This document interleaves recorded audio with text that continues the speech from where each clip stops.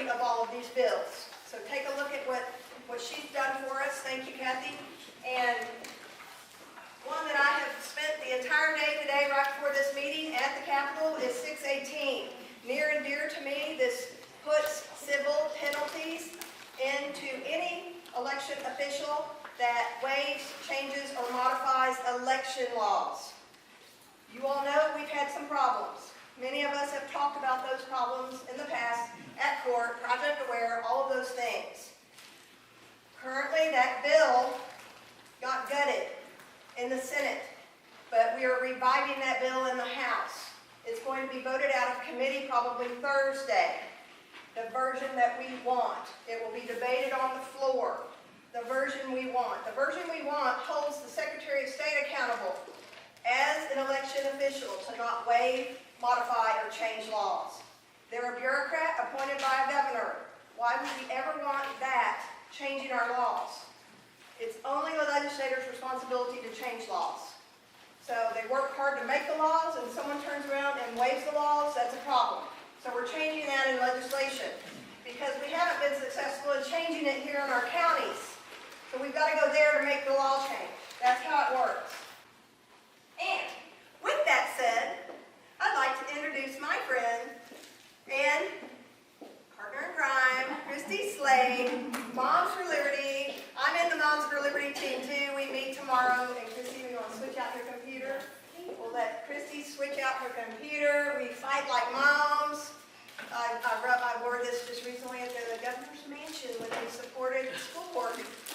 Everyone else was dressed up, and I'm wearing my fight like a mom shirt. Fitting right in, right?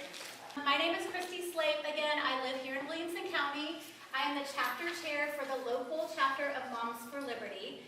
So we're the Williamson County chapter. I can see at least maybe 10 people or more in this room that are members of our chapter. If you are, would you raise your hand? Ingrid is an honorary member. Ingrid is our coalition partner at Turning Point USA. Yes, lots. Like 3/4 of our board is here. We have a strong groups of not just moms, but moms, dads, and taxpayers, concerned citizens that are at their wits' end, we'll say, about the parental rights and education issues that are facing America, Texas, and Williamson County today. So I'm going to give you a little background. No left, huh? I'm going to look for... Okay, that's okay. We can go through these. All right.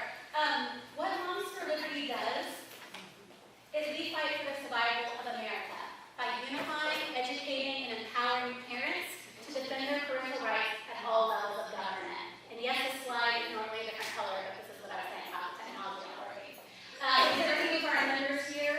These are mama bears in the community that have been at the school board meetings, speaking out on the injustices in our children's education, low expectations, low scores in reading and math, among other things, such as the books with inappropriate, sexually explicit content, instances of critical race theory or racial oppression, oppressor messages that are being sent to our children, and we've had enough, honestly. And so we spend time going to our school board meetings and speaking out on these issues. So the way that we unify is that we meet monthly to discuss issues facing parents and students in schools, including some that I've already said, but the gender ideology, critical race theory, restorative discipline, and comprehensive sex education. If you're not aware of what these terms mean, we have resources for you, and I will be discussing those in a little while. We educate, again, on these issues. One of our slogans is Stop Woke. Yes? I think you'd be better off without the mic. Y'all agree? Because it's just echoing. I know. Yeah. I I think your voice is loud enough. Okay, perfect. Thank you. I appreciate that. Okay, so we aim to stop the woke indoctrination of the kids in our schools, and we again educate on the instances of Black Lives Matter, of gender ideology, all the rainbows that you see. I mean, God created the rainbow, and there's nothing wrong with it, but there is something deceptive that is running through our schools that is teaching children, young children in elementary schools, a book in probably every one of your elementary school libraries that tells little children in cartoon characters boy, a girl, neither, or both. Elementary age kids are being taught this through books in the library and sometimes in teachers' classroom libraries. So we need to get that information out so parents can be on the lookout for it. We empower parents by providing the tools and encouragement that they need so they can confidently speak at school board meetings, file grievances, which are the official complaints that go to your school board, and make open records requests. So what is in your child's school? I mentioned that book about, child can be a boy, girl, neither, or both. These are actual things that were found in our children's schools in Round Rock ISD. So my family has lived in Round Rock for 26, 27 years. And like many other people, we moved here because of the great quality education at the time. What we're seeing in 2020 through COVID and all the opportunities for parents to see what the children were learning through their Chromebooks and online is the education curtain was open wide and parents started seeing things like this. Posters in the schools about LGBTQ and Black Lives Matter. These are sexual and also racist instances that don't have a place in our public schools. There are books about the June Pride Parade, about a little boy, Jacob, who wears a dress to school, a Black Lives Matter activity book, which seems odd. I looked it up on Amazon. This is what's inside of that book. What we believe, Black Lives Matter activity book. This was found by a bilingual teacher in an elementary school in Round Rock. The page about collective value is all about pronouns and how everybody, has the right to be who they are and love who they love. And then there's a whole queer affirming page, which again is a man with a beard, flower dress, flowers in the hair. Very confusing to children. The question is it age appropriate? So as parents who've done some digging, we know that you can't necessarily remove books from libraries, as a parent complaint, just because of like a political idea that you don't agree with. But there are books that are not age appropriate and books that are sexually explicit, again, not appropriate. If they're pervasively vulgar and actually qualify as obscene, they absolutely can be removed. And we learned that from the Pico case at the Supreme Court. So just some background information. We are a nonpartisan 501c4 organization. So that means that we're a nonprofit, but our donations are not tax deductible because we can lobby. Mostly on the school board level, we can endorse candidates in school board races. We can also do a limited amount of lobbying at the state capitol, and I'll tell you more about that in a little bit. There are other mom organizations across the country. Moms for America is one. Their reach is more broad, all topics. Moms for Liberty, our focus is very tight. Parental rights and education. We try to avoid mission creep because it's really easy to get scattered into all of these different areas that we think are important. I am also a member of the Republican Party. I'm a precinct chair. I've been a state delegate, a national delegate. I love my country and I love the principles of the Republican Party. But the border, taxing, low taxes, limited government, those are not necessarily the fights that we fight in Moms for Liberty. It is parental rights and education. So this is how Moms for Liberty got started. Again, sorry the graphics look really weird, but Tiffany Justice and Tina Deskovich are there in the middle. They are two moms from Florida who in 2021 were on school boards, and they, like I said earlier, saw behind the education curtain. They saw what was going on behind the scenes, the deals with the contractors, the policies that were anti-parent, and they decided to fight back. So in January 2021, Tiffany Justice and Tina Deskovich started Moms for Liberty. It's now 130,000 or more members. On the left side, we have 340 county chapters nationwide. We endorse in school board races only. And of course, our chapter, the Moms for Liberty Williamson County chapter, fits in that area. Then on the right, we now have 22 state legislative committees. We endorse bills and advocate on the state level. So just within the last year, we formed Moms for Liberty Texas. We have a Texas Legislative Committee, of which I am one of two co-chairs. So we have a representative from each chapter in Texas. We read bills when they're filed. We decide which ones align with our values and which ones we want to endorse or oppose. So that has been a great opportunity to skip beyond the local level where sometimes we're not seeing a lot of influence when our school board members, and if you don't know this, public schools are pretty much run by the there's a lot of influence. The teacher unions have, statistically have most of their donations come from Democrats. So trying to fight that battle and get into the schools, especially in the bigger communities, Leander ISD, Round Rock ISD, it's been difficult. So here's a map that can be found at momsforliberty.org. These yellow counties are the counties where we have Moms for Liberty chapters. I think it's interesting when you look at it because Texas seems to be more of a free state. Yes, we had huge issues with the masking. April Brinson, you started that fight in Round Rock ISD, and I thank you for that, for opening our eyes and fighting against our school districts that kept trying to keep our kids in masks. We had that, but once the masks resolved themselves, a lot of people in the conservative states have just kind of fallen back to their old ways and not stayed involved. We have issues here, a lot of them, and so we need more chapters to start. But if you look around California, North and South Carolina, up on the East Coast, we have quite a few chapters, and those are big counties. We have 254 counties in Texas, and they're much smaller. But in some of these states, they have one school district per county. So in Florida, where Moms for Liberty started, they've gotten huge support from Governor DeSantis. That is a stronghold for Moms for Liberty, but we need more support in Texas. And so if you know anybody who lives in Texas who has a group of moms together that are already kind of fighting these battles and they want support, I encourage you to tell them about Moms for Liberty so they can get started. We have great resources and great support. So let me just tell you about Moms for Liberty, Williamson County, and I'll go into my story a little bit of how I got involved in this. So we were established in April 2023. This is how it got started.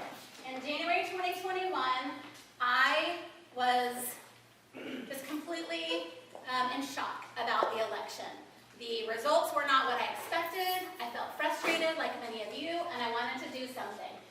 I got a text message asking me if I would, you're a good Republican, would you like to be a precinct chair? Had no idea what that was, but I said, after doing a little research, I heard about the precinct project, and I thought, okay, this is a great, boots on the ground, grassroots, I want to do this. I became a precinct chair.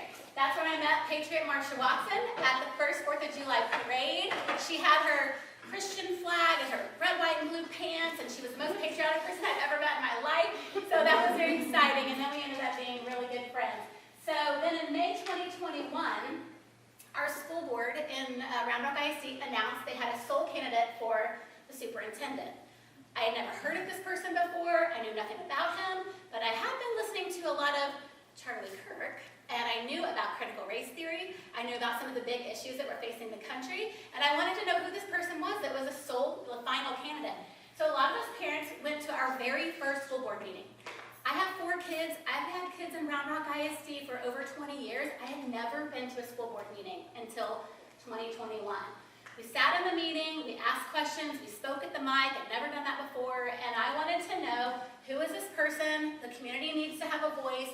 We'd like more time, pleading with the board to please let the community meet him, ask questions, and find out if this is the person that we want to lead our school district. Well, the school district did not, or the board did not listen to the community, and they went ahead and hired him. Later, we found out that Hafed Azais, who is still the superintendent today, had a restraining, there was allegations of a huge scandal. He had a permanent restraining order, and then a renewed restraining order, and now a permanent restraining order for family violence. Here in Round Rock ISD, this is the current superintendent. The charges were filed in Travis County, and the DA there, if you don't know, is Garza, who is Soros paid, is what the rumor on the street is.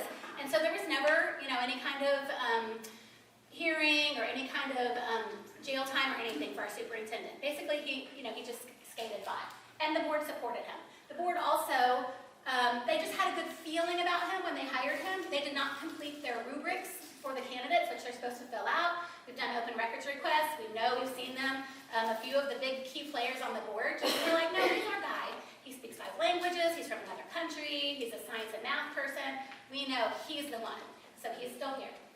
Then in August 2021, parents, again, were frustrated. COVID restrictions in our meeting rooms, it got really out of hand.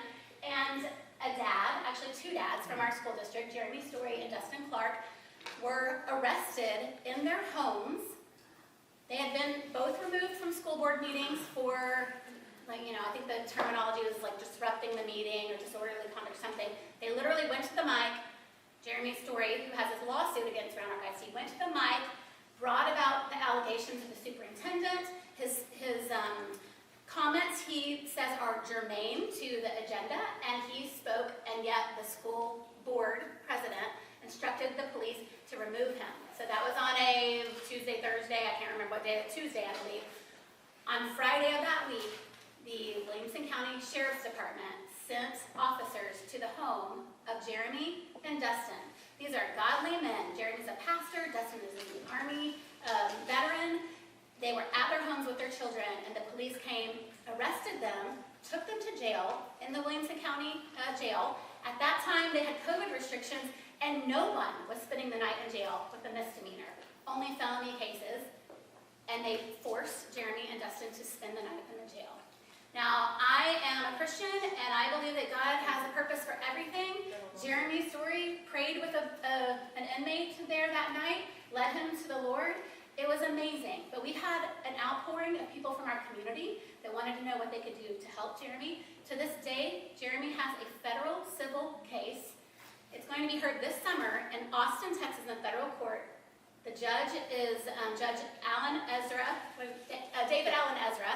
He was appointed by Ronald Reagan. He's in his 70s, and he is going to be the judge of Jeremy's case. This is going to be all over the news, a big deal. It's the First Amendment, I believe 14th Amendment violation Jeremy is alleging, so watch the news for that. That got parents up in arms for sure. There were other issues, the superintendent, the books, the arresting of parents. So in November, Jill Ferris, back there, myself, Jennifer's husband Don, and two other men in our community decided we were going to run for the school board. And we were going to be the conservative voices that represented the people that had our values, who were tired of hearing about how bad the schools were. So we ran, and we ran hard, but we lost. And we faced all kinds of backlash. We were too conservative. The left, they really do believe that education is theirs. Public education is theirs. And you certainly can't have an opinion on school choice if you're running for public school. And we did. We thought every child should have a proper education. Every child should be proficient in reading and math. And when we exposed the current school board's goals, they were abysmal for children, third graders, reading and math. They were in the low, like for black and brown children, they were in the 20 and 30%. For those children, that was the expectation that year for the number of kids that were going to be reading and doing math on grade level. We were appalled, but we were told by the community, you can't talk about those minority groups. How dare you? You're white. You're a white Christian nationalist. So we got a lot of backlash. It was rough. And my family, they hated it. They hated seeing me, Jill, and all of our friends get attacked. But we stood strong. We made it through the race. And when the race was over and we did not prevail, a dear friend of mine, Danielle Weston, who was on the school board, said, what are you going to do now? You have all of these connections. You've networked with all these people. You've met voters in your community. What are you going to do with that? And it really hit me. I thought, I don't want that to all have been in vain. I don't want to fade into the woodwork like other candidates had done before. So myself, Jill, and others decided we're just going to keep up the fight. So the next couple of months after we recovered, I went to the Capitol with my friends, Danielle Weston and Mary Bone. They were our two conservative school board members at the time, became very dear friends of mine. We went to advocate for parental rights at the state capitol, and I was introduced to Tara Petch. Tara is on the right with the Moms for Liberty cap. She said to Danielle, hey, we need somebody to start a Moms for Liberty chapter in your area. Danielle said, there's Christie. So she came over to me, and we started Moms for Liberty. We got 20 charter members rounded up real quick, because I knew all these people who were conservative and like-minded. We got our executive board, and we launched our chapter in 2027. So, after 2 meetings, our first big event was the National Summit for Moms for Liberty. We were so excited. Jennifer White back there, she's the vice chair for our chapter. She and I were headed to Philadelphia for the big Moms for Liberty Summit. She was from Pennsylvania. It was right around the corner from her home. We were excited to meet there and meet what Moms for Liberty calls joyful warriors from all across the country. Our people like us from all the states around the country. We were going to see Donald Trump was going to be there, Ron DeSantis, Vivek Ramaswamy, Byron Donald, like all of these great leaders were going to be there. It was going to be great. Also in June of 2023, right before the summit, The SPLC, the Southern Poverty Law Center, designated Moms for Liberty as an extremist, anti-government hate group. Yeah. So, you know, Scary mamas. this is a perfect example of the division of our communities and our societies based on what we're seeing and hearing on social media. If you are on any social media, whether it's Facebook, Instagram, TikToks, you know, Snapchat, some of you are, some of you aren't, but you will see that the more you like certain posts, you kind of get down into this rabbit hole. The same goes on the left. You go into this rabbit hole. Not everything is true, but you keep getting fed the same thing. That's why we have to be careful with our kids and social media and what they're hearing. Some people thought that we were a hate group and that we were against the government because we didn't want the government basically parenting our children at school. We parents wanted to be in charge of our kids' education. We also did not want indoctrination in our schools. That doesn't mean that we don't love and care for people who are in the LGBTQ community. I have coworkers, I have family members that are gay, lesbian. I even have a transgender person that I work with. Every day I go into work and I treat those people with respect. But that doesn't mean we have to have those lessons and those discussions in our schools, especially when our kids are not learning how to read and do math. So we arrived in Philadelphia to this. Rioters came from all over. They were paid, we knew it. We knew it the week before. The Young Communist Club had put out a post calling all activists to come. They were waiting for us outside, all around the perimeter of our hotel. It was crazy. Being, flipped off, and this was the side of one of those trucks that has the, electronic board, stop extremists, Moms for Liberty, protect our freedom of expression. This is America. You have the freedom to express yourself, right? So nobody's saying that you can't express yourself. We're not banning books. We're not saying we don't want LGBTQ people, to not exist. We are just here protecting our children. So that was unpleasant. That was outside, but again, it was expected. While inside the building, we had the other version of Welcome to Philadelphia, which was Donald Trump singing the praises of Moms for Liberty. Mary Milton singing the most gorgeous rendition of God Bless America and all the favorite patriotic songs. She also sang at the RNC convention and even at the inauguration. Jennifer, Tara, myself there inside, full, hundreds and hundreds of women and some men too, from all over. Press was there like crazy. It was a really big event. So it kind of got us excited. Even though there was the pushback, we got excited because we saw, okay, this is actually working across the country. Then we came back to Round Rock for our first 4th of July parade, the one that Marcia mentioned. The first time as the Moms for Liberty chapter, we thought, wow, let's be out in the community, let's have a float, let's engage. So we got some of our husbands and some of our members who were in town. We quickly got the banner, and Jill ordered an inflatable Statue of Liberty. Carol loaned us her truck. I mean, it was a great thing. After the parade was over, we're taking off all the decorations on the truck, and this man with a big camera, came over to us, and he was from one of the local news affiliates, and had a microphone, and he asked us if he could ask some questions, and I thought that was kind of weird. It was after the whole thing was over, and the first thing he asked was about a controversy, and so of course I thought, well, he must be talking about what happened in Philadelphia, just wanting to know locally what we think about that. No. He informed us that in Round Rock, Texas, someone had informed the mayor, the city council, and the Round Rock police that we were an anti-government extremist hate group. And they wanted to have us removed from the parade. I was shocked. I had no idea. We had not heard anything about it at that point. But we do know how to file a public information request. So we did that right away. We got the details. The local teacher union representative had posted on their Facebook page and sent an email, a call to action to all the members. Stop Moms for Liberty. They're signed up in the parade. Stop them. Email everyone. So even there were replies in the emails from the chief of police in Round Rock, from city council members saying we need to look into this. Y'all, it was bizarre. We are moms who love our kids, and we just want to be a part of the community, and we want to educate people on the issue. So that was, a wake-up call that some of this is going to be happening, locally as well. Over the target. Over the target, that's right. So the title of my speech or presentation today is How to Fight Like a Mom for the Survival of America. One of the things that we do in our chapter meetings is we do what we call a Madison Minute. James Madison is the father of the Constitution, and so at each one of our meetings we like to have a quote from a founding father, a founding mother, or someone who had an influence in our founding and America being so great. I chose Winston Churchill because I love this quote. I actually heard, it was Attorney General Ken Paxton. He quoted this, and I had to look it up immediately. Winston Churchill said, "Never give in, never give in, never, never, never, never. In nothing, great or small, large or petty, never give in except to convictions that honor and good sense. Never yield to force, never yield to the apparently overwhelming might of the enemy." That's what we are. That's what we do. We don't give up. It is hard.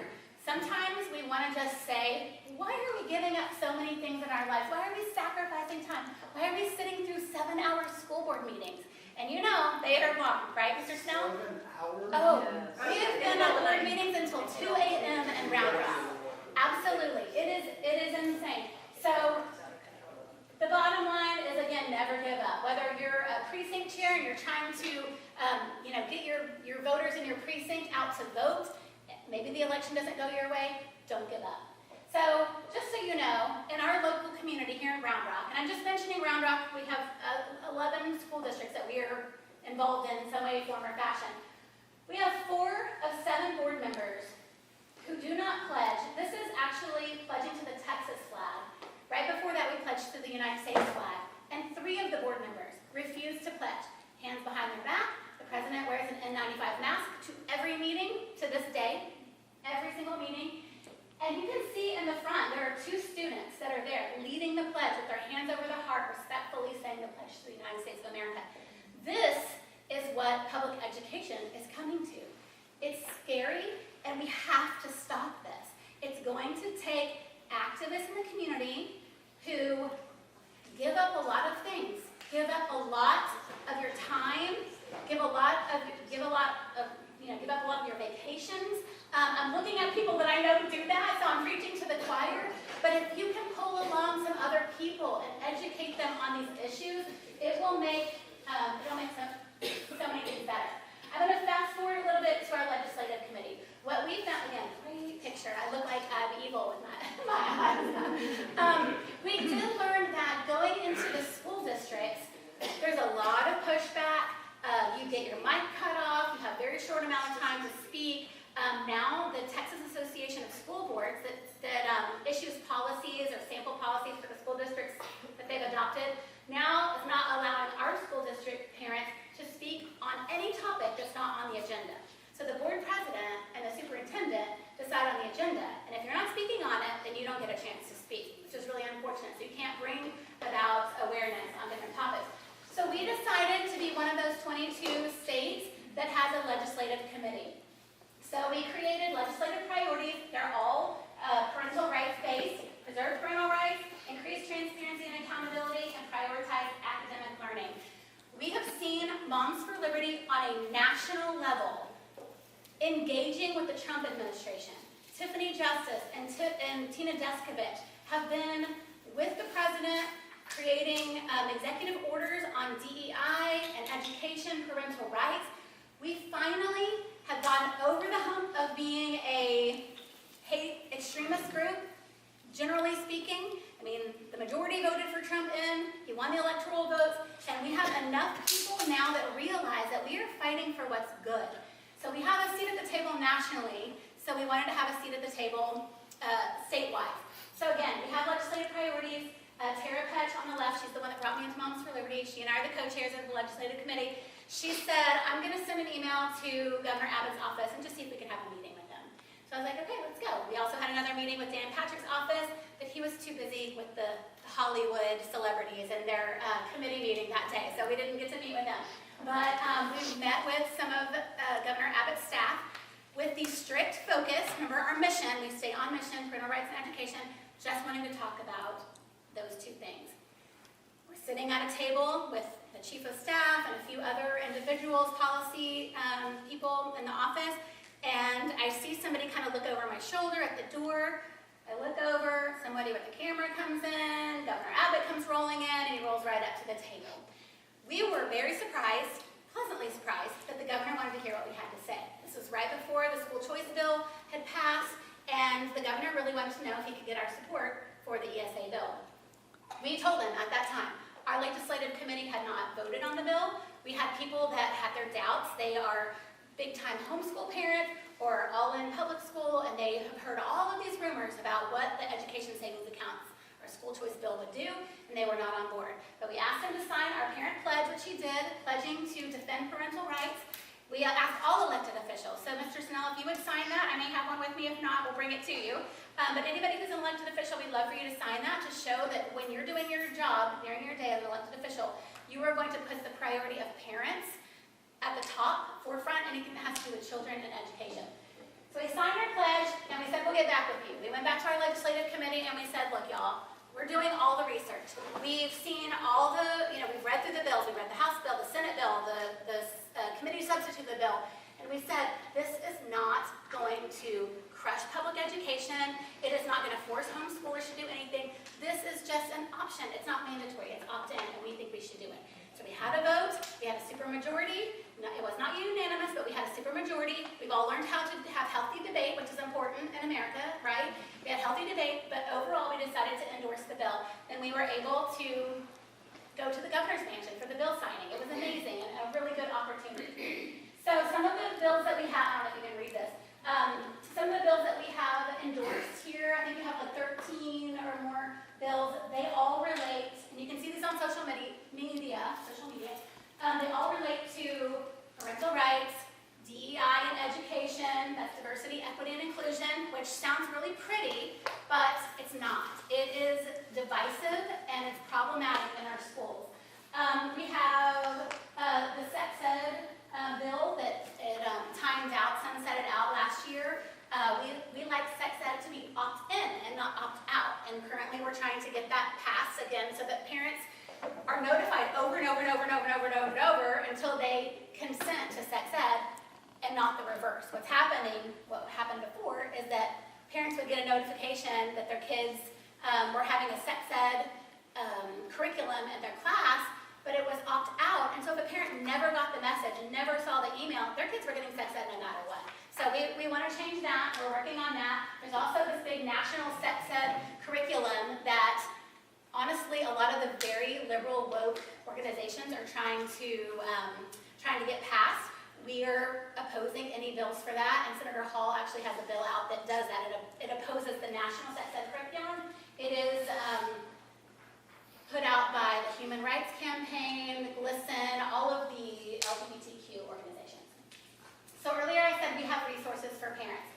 One of the new initiatives Moms for Liberty has done is they have started something called M4LU, Moms for Liberty University, where you can learn about really deep dives into topics that are facing education. You can type in m4lu.org and get to the website. You can scan the QR code. You can also get to it through the main Moms for Liberty website. But here's an example of this year. We have a spring semester. We've already gone through an entire month of live lectures, book, like a book club, where you read a book on a topic and then have a Q&A with the author online. We've had all kinds of interactive things on social emotional learning, which a lot of schools think is healthy for kids. I see the idea on the surface, but it goes very deep and it's very problematic. We have teachers who are educated to teach their subject matter, science, math, art, who are leading emotional and psychological discussions with children, and it's wrong and it's dangerous, and we want to make sure that we are exposing that. Critical race theory, restorative justice, huge issue. If you don't know about this, do some research. You know about restorative justice, right? In the prison system, the jails, people are getting booked, arrested, booked, and then released right away. Over and over and over again. This is happening in our schools. It's restorative discipline. And what's happening is that schools, administrators, counselors, some teachers think that if a student does something terrible, lashes out, causes a scene, throws a chair, throws something across the room, that one time of talking to them is going to fix the problem and they can go back to class. But what's happening is those students are repeat offenders and they constantly disrupt the class. In private schools, they don't let that happen. You're out of the school. But in public schools, they just let it happen. So what's happening to the other kids in the class, the other 29 kids in the classroom, they are losing their opportunity for education. So we have to continue to educate on that and why it's not working. Gender ideology, comprehensive sex ed. And next semester, we've got other topics that are definitely going to be worth listening to. One more thing I wanted to tell you all about. This has been a fun project that I've gotten to do. Kathy, do you see your picture up there? So, Moms for Liberty Nationals, in conjunction with the Moms for Liberty University, has asked that I go interview people on the street, do man on the street videos. So at the beginning of each one of the live lectures, there's a little segment at the beginning where I take a microphone the month before and pre-record all of these conversations that I have with people. So Kathy Jasper behind the camera there, she's so good at being a camera woman. She is my sidekick and she goes with me. We've been to the Williamson County Courthouse, CACRC, down to the state capitol, trying to go all over the county and just interviewing different people and asking them, what do you know about comprehensive sex education? What do you know about gender ideology? And the responses, talking to people who aren't in the education world, who aren't activists in the Republican Party, and hearing what they have to say has been very eye-opening. We're finding that a lot of people agree with us, they just don't know it's a thing. And the more people we can talk to and the more we can educate, I think it's going to include more people in the conversation and help to maybe steer them in our direction. So thank you, Kathy. I just wanted to mention that. Some of these videos are online on YouTube if you go to Moms for Liberty to their YouTube. So these are my calls to action. We would love for everybody in this room to join our chapter. Moms for Liberty, again, it's not just for moms, it's for dads, grandparents, and just concerned community members. We need the numbers because the left, they have huge organizations, they have huge funding, they're able to fund all of these rallies and events and text messaging and all of these things that we just have not been able to do. So your membership, one, is another person added to our 130,000 members nationwide, and locally we want you to be a part of our local chapter. You can be an associate member, which means you pay nothing. You just kind of get in the loop and you get our communications. You can become a voting member. Well, if you're a member already and haven't renewed, this is just a reminder. Be sure you renew, because every year you have to do that.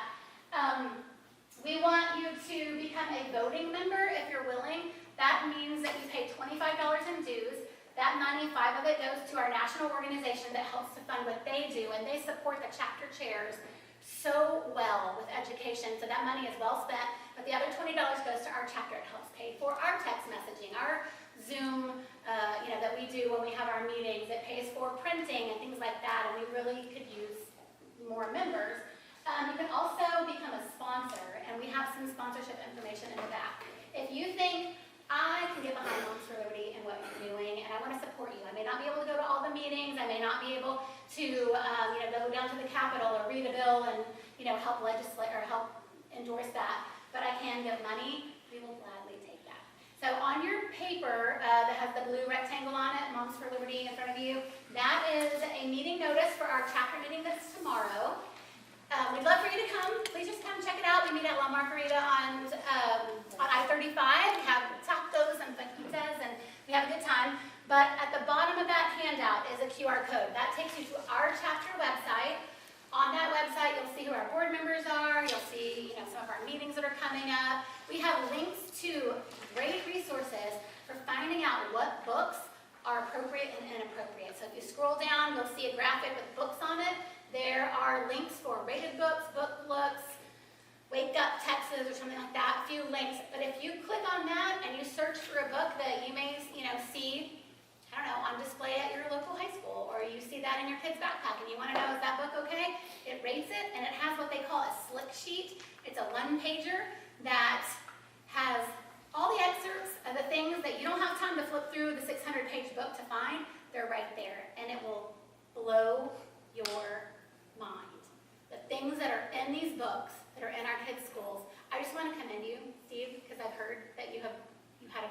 and Liberty Hill ISD getting those books out of the school. It's a big deal. If only we had more superintendents who would do that, take the initiative.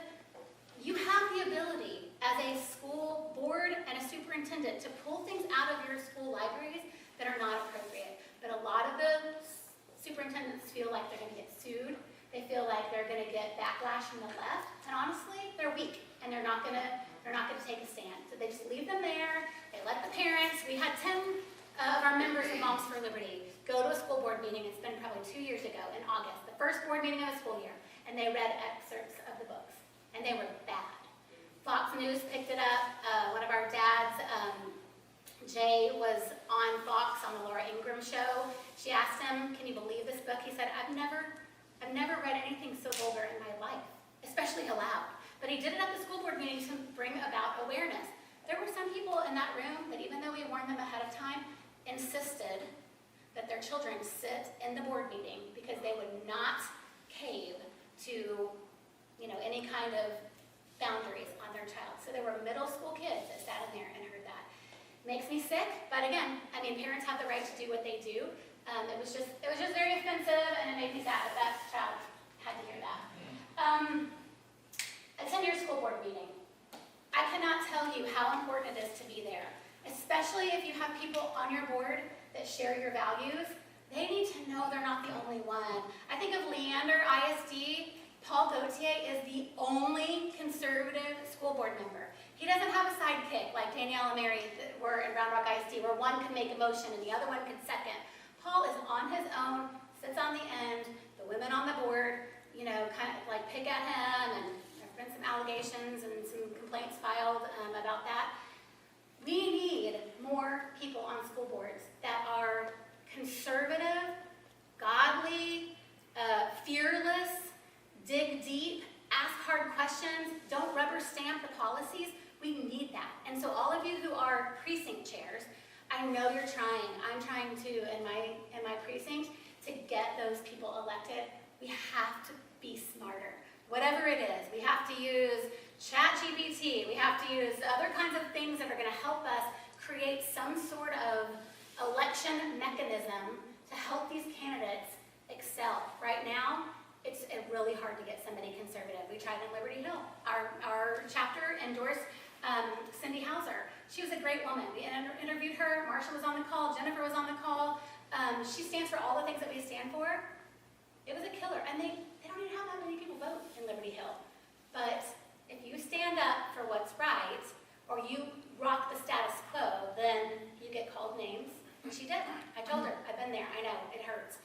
You get called really terrible names, and you feel like you wasted your time. And so I gave her the same advice.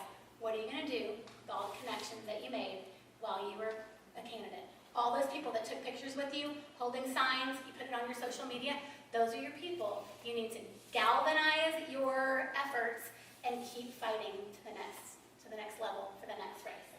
Okay, also, speak at your school board meetings.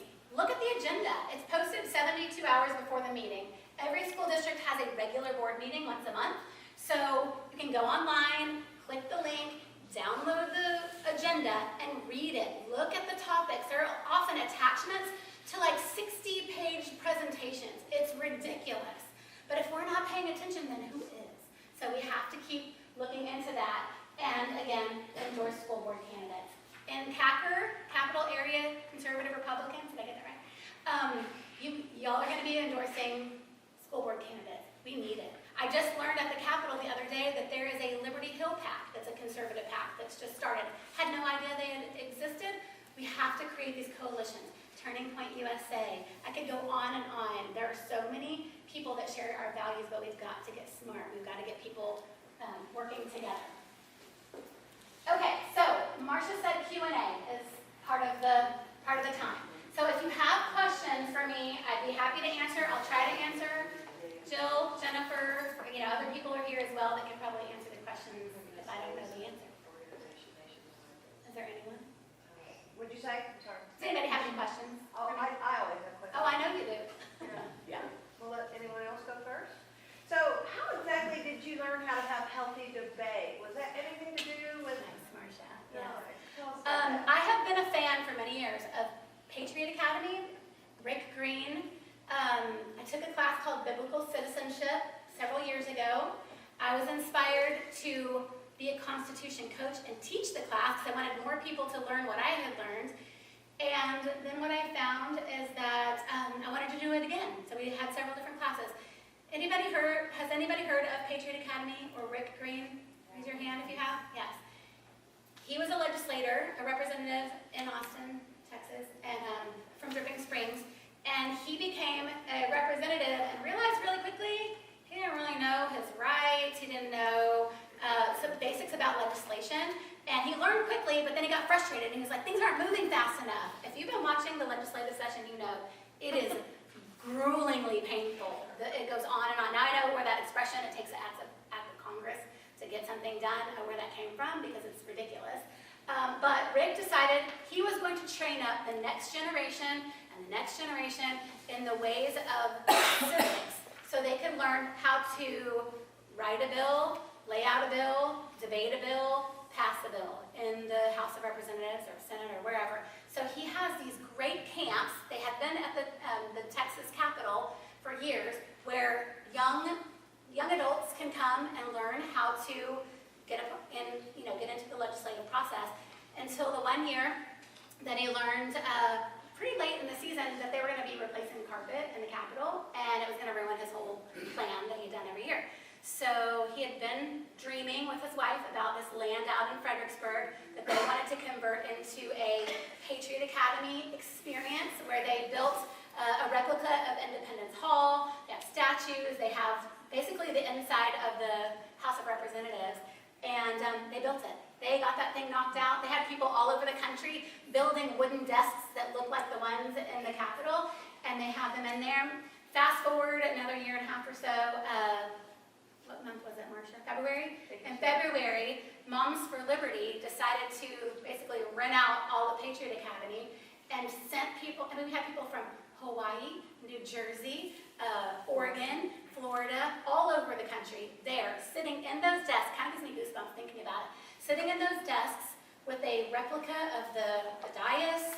Our names are on the screen behind with little voting circles, red and green. We were able to practice in committee laying out bills. We were able to debate the bills and then go to the floor with the bills on issues that were important to us. So it was all very relevant and applicable. And then you could vote on your computer and see your vote. The bell rang, you know how they ring the little bell.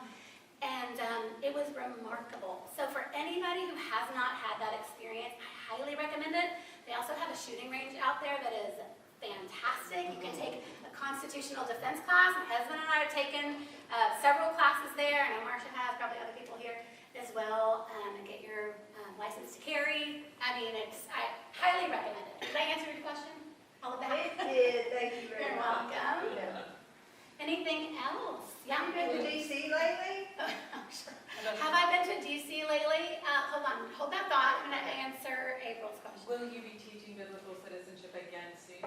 Well, I don't have anything on the calendar now. Marcia also teaches it. Anybody else have led the class? Oh yeah, that's right, Deborah. So we need to put something together soon. The good news about biblical citizenship is if you go onto the Patriot Academy website and you click on that class and other constitutional classes, they have, you can search by state or local areas, zip code I think too, and find out where there's usually a church or community that's holding the class, and then you can go to their class. They also do one online. So pretty even often. Rick Green will do one online. Yeah. Every like 3 times a year. Yes, highly recommend it. I will say though, if you're like me, you're like a morning person and then you sit down in your chair to watch it like late in the evening. I did kind of doze off a little bit, not that it was boring, but I did doze off when I watched it online. There's nothing better than being in person if you can be in person, yeah. Okay, have I been to DC lately? Yes, Jennifer, you were there, DC? Yeah. We were together. Jennifer, Marcia, and I went to the 2024 National Summit that was in Washington, DC. Oh, that other, okay, I know what you're we did go to the Moms for Liberty Summit in Washington, D.C. in late August, Labor Day weekend. That was incredible. President Trump, who wasn't the president at that time, he spent 90 minutes in a fireside chat with Tiffany Justice, the co-founder of Moms for Liberty. We had a very quaint room with maybe 400 people, and he sat there, he danced with Tiffany. It went viral. It was awesome. Rob Schneider was there. Rick Green actually came and spoke on Sunday, which launched that whole opportunity to go to what we call boot camp for Moms for Liberty. So that was really great. And then I also did just go to DC for the inauguration of President Trump, and it was amazing. It was a great experience. I had the opportunity to be a national delegate, actually an alternate delegate, but got to go with the Texas delegation to Milwaukee over this last summer, and went to the inauguration. It was incredible. We had a great time. Christy, Yeah. can anybody join Moms for Liberty? Can dads and grandparents and anybody who has a grandchild, a child? Yeah, if you have fur Cousins. babies, you have pets, you're qualified to. Yeah, I know, I'm looking at you, Kathy, I know, right? Yeah, anybody can join. We actually like it when dads come. We have like a Moms for Liberty dad shirt that I think is really cool because the dads really get into it. We actually do have a couple of states that have chapter chairs that are men. Yes. Why? Because the women aren't stepping up. It's interesting because we want the men to step up. Some of you who are here, you're doing the work and you're staying involved and engaged and educated, but there are a lot of dads who have other hobbies and things and they're not involved yet.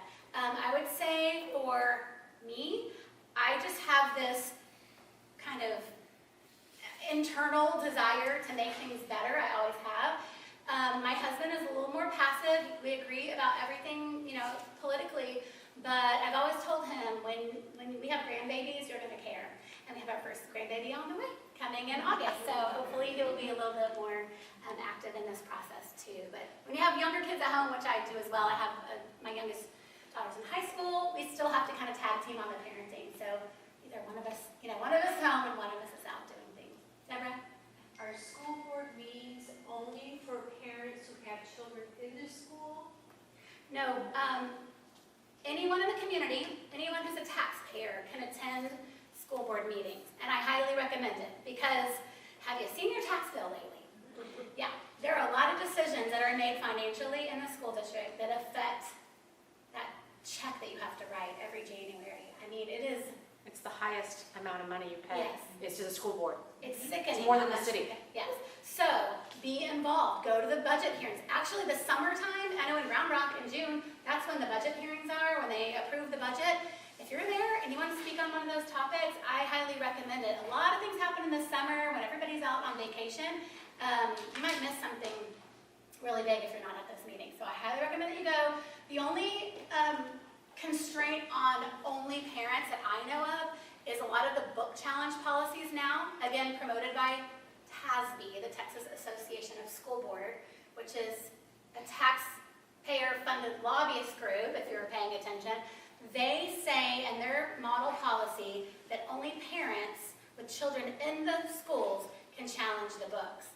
The problem is the policy is anti-parent in my opinion, because if you are a parent and you're raising your child and you're working and you're trying to put food on the table, you often don't have time to go through that rigorous process of filling out the form, submitting it. You've got 7 days to read a 600-page book, seriously. Then you have to meet with the principal, meet with the librarian. If the librarian says the book is fine, we're keeping the book, and you appeal it. You have to have another committee that's appointed by the librarian. You go and meet with that committee. They may say, you know what, it's fine with us. Then you appeal to the board. You go to the board. The board may want to hear your appeal. They may not. They don't have to, according to the policy in Round Rock. If they meet, they hear you out. You get 10 minutes to give all the reasons why the book is inappropriate. One book, by the way, one at a time. If they decide, sorry, we're keeping the book, all of that work, I would say, it's not done in vain. You can promote it on, PR, on social media, but really it goes nowhere. That could be 80 days of your life. According to our policy, it's 10 days for this, 10 days for that, 10 days for this. 80 days of your life to challenge one book that might not change anything. So it's frustrating. So I find that in the school districts that have the policy that allows anyone to challenge books, then the retired people who care still about the community, care about your grandchildren, can go and challenge these books and maybe have more time to be able to really follow the process all the way through to keep an eye on the timelines. Because if you miss a timeline, it's over. You have to start over. So whatever you can do to advocate in your school district to have that policy changed, I highly recommend it. Because we need the outsiders that are not parents to be involved as well. Anything else? I have a couple of questions. I have a few prizes, I should say, that I want to share. Is there anybody here, raise your hands, who knows who oversees, I don't know, Steve, I don't think you can answer. Who oversees education in Texas? Raise your hand if you know. April? Texas Education Agency, Okay, and that's led by, Mike Moran. oh, very good. Yeah. Who knows if Mike Morath, the Commissioner of Education, is elected or appointed? Raise your hand. Yeah, Mike? Say it again. He's appointed. Who's he appointed by? The governor. The governor. Yes, he is. You may have your opinions on Mr. Morath and how well he's doing. I don't know. There are a lot of things that we've, kind of complained to the Attorney General and different entities, and they said, really, it's the TEA that makes a decision on this. And the TEA, in our opinion, is not really taking these issues and running with them. It kind of feels a little pointless sometimes whenever we fight. But we know we're going to keep fighting. We're going to find the right answers. Okay, finally, who can name all of their school board members? Anyone? Who really, really doesn't want to ever name their names? Who can name all? First of all, do you know? Do I count? I'll let you count. I mean, if nobody else knows, all right, y'all know that Major Snell, he was the superintendent of Liberty Hill ISD. So It's not fair. yeah. Well, you can use that book and then put it into your office and give it to maybe a child who comes in and visits or something. Well, we're proving the point Yes. that people don't know who's on their school board. I didn't either. The first school board meeting that I went to, I only knew one person because our kids were in school together and I knew she had run for school board. And I actually voted for her thinking that she would do a good job, and then later I learned she's not a person that I would re-elect. However, I did make a point really quickly to learn. I think it's really important that you know all your school board members. All right, name them. And in my district, Yeah. you got Megan Parsons, Michael Ferguson, Kendall Carter, Brandon Kennedy, Christy Hargrove, Kathy Major, You have that one or is that? Chris Neighbors. Chris Neighbors. I was about to count.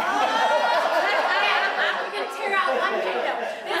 This is a book that's written by Tiffany Justice and Tina Deskovich. It's called Libby Justice Goes to Williamsburg. It's beautifully illustrated. It's a brand new book that came out. So you can keep this. You can pass it along to somebody with But I little also kids. still read in school. Oh, there you go. Well, there you go. That's a great one to read then. I would love for you. And if we can take a picture with you with that book before you leave, that would be fantastic. Yes. Okay, well, I think that's all my prizes and all my information. So unless there are no other questions, thank